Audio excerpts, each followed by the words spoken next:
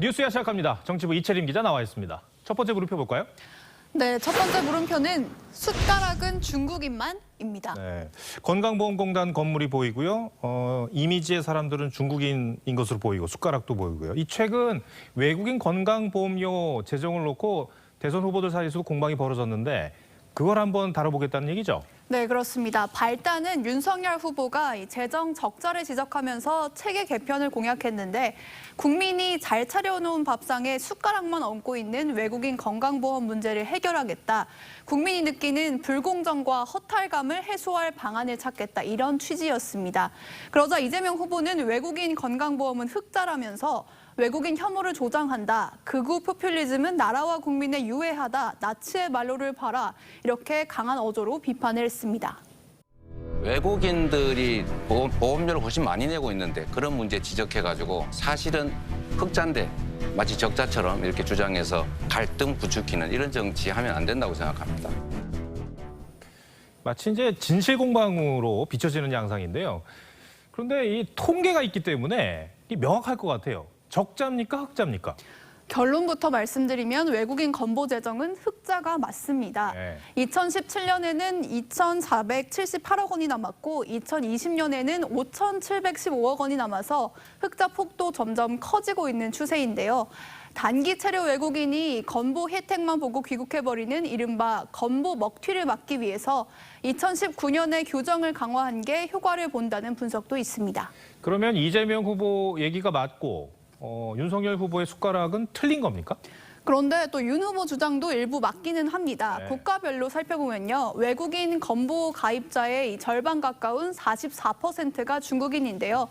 중국인의 경우에는 보험료 대비 급여비가 124%여서 내는 보험료보다 혜택을 보는 금액이 더 많은 것으로 나타났습니다. 특히 가입자 수가 많은 상위 20개국 가운데서 혜택을 더 많이 받고 있는 경우는 중국밖에 없었습니다. 네. 결국 이재명, 윤석열 후보 모두 본인들에게 유리한 통계를 활용한 셈이네요.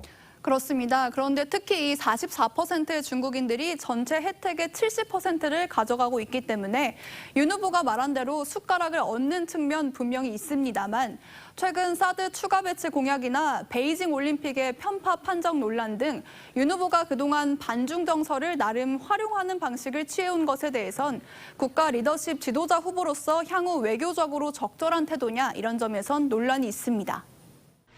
지금 현 정부가 굉장히 중국 편향적인 이런 정책을 써왔습니다마는 한국 국민들, 특히 청년들의 대부분은 중국을 싫어합니다. 네. 첫 번째 물음표 정리해 볼까요?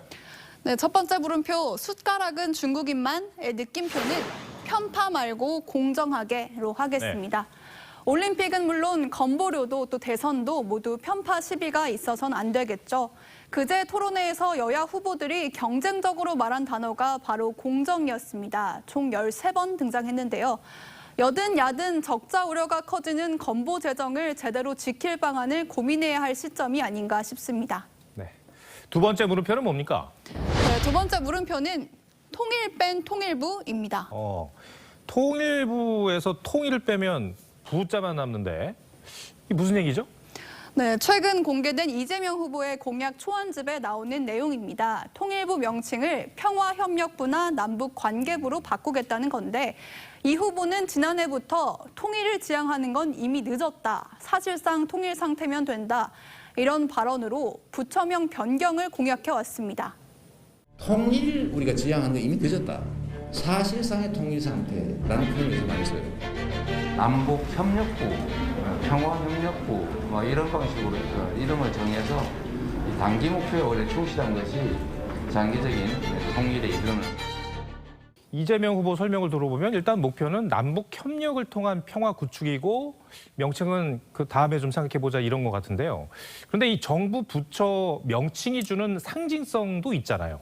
그렇습니다. 이 외교안보 전문가들 사이에서는 통일부는 이 이름 자체만으로 상당한 역할을 한다 이런 얘기도 있습니다. 저희 헌법 4조에는 대한민국은 통일을 지향한다고 명시돼 있죠. 이거에 따르는 부처명인데 이를 남북평화협력이란 취지로 바꾸면 파장이 클 수밖에 없습니다. 통일부 명칭은 그렇고요. 그럼 역할은 어떻게 바꾸겠다는 겁니까? 이 후보의 공약집을 보면요. 한반도 평화교섭본부를 통일부와 외교부 등이 협업하는 대통령 직속 조직으로 개편하고 또 탈북민 정착 지원 업무의 경우에는 다른 부처로 이관한다는 내용도 담겼습니다. 그런데 보통 통일부 예산 중에 거의 절반 가까이가 북한 이탈 주민 지원에 배정되는 만큼 부서 자체의 역할이 상당히 축소될 가능성이 높아서 이에 대한 반발도 예상되고 있습니다. 네. 그래도 이제 여당 후보의 공약이라서 정부 부처의 입장이 이제 뭘지가 이제 궁금한데 애매할 수도 있고요. 반응이 있습니까? 네, 아직까지는 공약집도 초안 단계여서 공식적인 입장이 나온 것은 없습니다. 하지만 통일부가 국회에 제출한 입장을 저희가 확보했는데요. 역할과 업무 추진 방식의 변화가 필요하다는 지적에는 유의하고 있다면서도 부처의 명칭을 바꾸는 거에 대해선 신중해야 한다. 통일부 명칭이 가지는 역사적, 상징적 의미도 고려해야 한다. 이런 답변을 냈습니다. 앞서 말씀드린 헌법 4조도 붙여놨는데 사실상 반대다 이렇게 볼 수 있을 것 같습니다. 알겠습니다. 두 번째 물음표도 정해볼까요?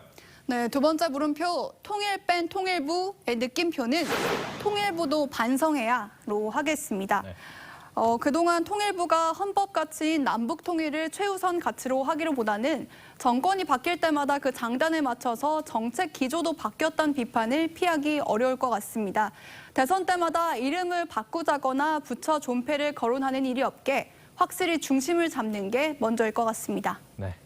이채림 기자 오늘 설명 잘 들었습니다.